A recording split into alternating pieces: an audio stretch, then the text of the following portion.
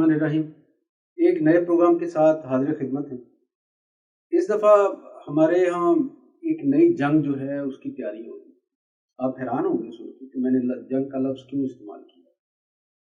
تو اس کے لیے وضاحت آپ کے سامنے رکھی جائے گی، لیکن اس سے پہلے ضروری ہے کہ سبسکرپشن کا جو بٹن ہے اسے آن کریں آپ، تاکہ ہمارے جو پیغامات ہیں اور جو انفارمیشن ہے یہ آپ تک پہنچتی رہے۔ تو مسئلہ یہ ہوا کہ افغانستان سے امریکہ کے انخلاء کے بعد ایک صورتحال اس خطے پہ اثر انداز ہو رہی ہے۔ اس میں بہت سی نئی قوتیں ہیں جو اپنی جگہ بنا رہی ہیں، اور قوتیں جو پہلے سے کام کر رہی تھیں وہ مزاحمت کر رہی ہیں۔ اس سے ایک جدل کی کیفیت ہے، اور افسوسناک پہلو یہ ہے کہ یہ جنگ جو ہے یہ پاکستان کے کچھ علاقوں تک آ گئی۔ امریکہ یہی چاہتا تھا، ہمارا ہمسایہ بھارت یہی چاہتا تھا، پاکستان بدامنی کا شکار ہو اور پاکستان میں خوشحالی، امن اور سرمایہ کاری کا عمل جو ہے یہ رک جائے۔ تازہ اطلاعات یہ ہیں کہ جنوری 2021 سے جو وقتاً فوقتاً ہمیں داعش کی سرگرمیاں دیکھنے میں ملی بلوچستان میں، وہ شدت پکڑتی جا رہی ہیں۔ ہم نے دیکھا کہ 2017 میں داعش نے 2 چینی مترجمین کو وہاں سے اغوا کیا اور ان کو قتل کیا۔ یہ فٹ پرنٹس تھے پہلی دفعہ جو داعش کے آئے، اور اس میں پیغام کیا دیا گیا؟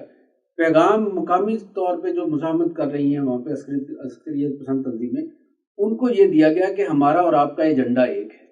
آپ کو یاد ہوگا کہ بلوچ عسکریت پسند جو ہیں وہ وہاں پہ کام کرنے والے چینی انجینئرز کو مدت سے اغوا کرتے ہیں، ان کو قتل کرتے ہیں یا ان کے لیے عوض تاوان طلب کرتے ہیں۔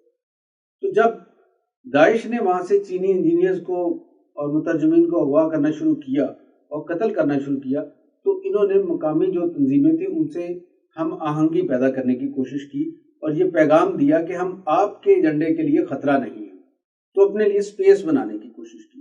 فرق یہ ہے کہ داعش کے جو جنگجو ہیں یہ بیعت کرتے ہیں عراق اور شام میں جو ان کی لیڈرشپ ہے اس کی، جبکہ یہاں پہ پاکستان میں ان کے جو اتحادی جماعتیں ہیں ان میں لشکر جھنگوی العالمی ہے، جیش العدل ہے، یہ جو ہے ان کا مقامی ایجنڈا ہے اور یہ اس بیعت کا حصہ نہیں بنتے۔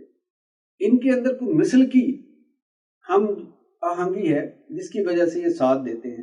کئی دفعہ ایسے بھی ہوا کہ داعش کو یہاں پہ کسی پروجیکٹ کے لیے، کسی تخریبی پروجیکٹ کے لیے اگر افرادی قوت دستیاب نہیں تھی تو اس نے اپنے مقامی جو اتحادی تنظیمیں ہیں ان سے بمبار لیے، خودکش حملہ آور لیے، اور بعض اوقات فائرنگ کے لیے بھی لوگ لیے۔ بہت سے ایسے واقعات ہیں وقت اور یہ واقعات اب زیادہ شدت پکڑ رہے ہیں۔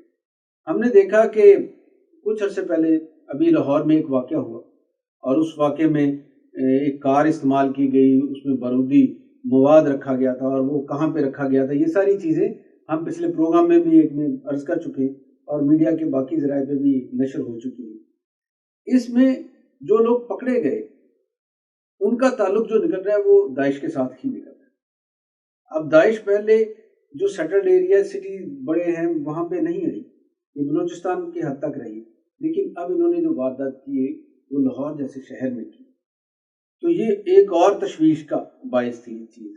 ہمیں یہ خبریں مل رہی ہیں کہ ان دنوں بلوچستان کے اندر داعش کے مختلف ٹھکانوں پہ سیکورٹی ایجنسیز جو پاکستان کی ہیں وہ کارروائی کر رہی ہیں۔ ان کے ایریاز کون کون سے ہیں؟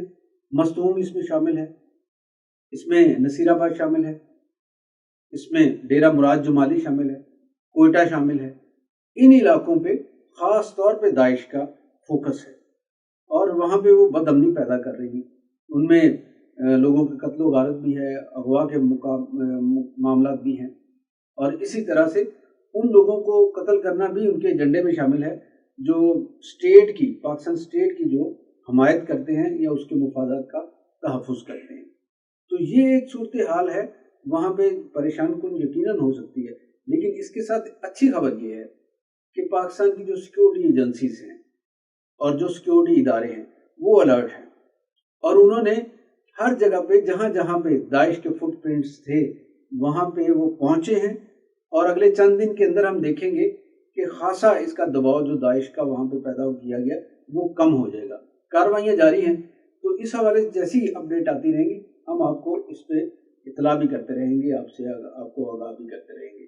سر دست ہم یہ بات کر سکتے ہیں کہ پاکستان کی جو مسلح افواج ہیں انہوں نے بے تحاشا قربانیاں دی، 83,000 لوگ مارے گئے ہیں، اور صرف یہ شہری اور سیکورٹی ایجنسیز کے لوگ 83,000 نہیں مرے، انہوں نے جوابی کارروائیاں بھی کی، 1200 کے قریب آپریشن کیے گئے ہیں دہشت گردوں کے خلاف، اور اس میں بڑی کامیابیاں ملی ہیں۔ یہی وجہ ہے کہ پاکستان کو شام یا عراق بنانے کی جو ان کی خواہش ہے یہ شاید ممکن نہ ہو سکے۔ ایک تو پاکستان کی مسلح افواج اور سیکورٹی ایجنسیز زیادہ پروفیشنلی کام کرتی ہیں، پاکستان کی ایک صلاحیت ہے، اور صرف زمینی افواج کے حوالے سے نہیں ہے، پاکستان کے پاس بہت اچھی فضائیہ بھی ہے، پاکستان کے پاس ڈرون ٹیکنالوجی بھی ہے۔ تو ان ساری چیزوں کو دیکھتے ہوئے ہماری صلاحیت بہرحال اس علاقے میں ہم کہہ سکتے ہیں کہ داعش سے برتر ہے، اور پھر فینسنگ ہو چکی ہے افغان بارڈر پہ، یہ بھی ایک حقیقت ہے کہ افغانستان سے جو بہت زیادہ انفلٹریشن ہوتی تھی اس میں بھی اب پہلے والی شدت نہیں رہے گی۔ تو یہ کچھ پہلو تھے اس جنگ کے جو پاکستان کی سرزمین پہ شروع کرنے کی کوشش کی جا رہی ہے اور ابتدائی سطح پہ ہے، اور جسے ختم کرنے کے لیے پاکستان کے ادارے کام کر رہے ہیں۔ تو اگلے پروگرام میں انشاءاللہ نئی انفارمیشن کے ساتھ ہم دوبارہ آپ کی خدمت میں حاضر ہوں گے۔ تو اس وقت تک کے لیے اجازت۔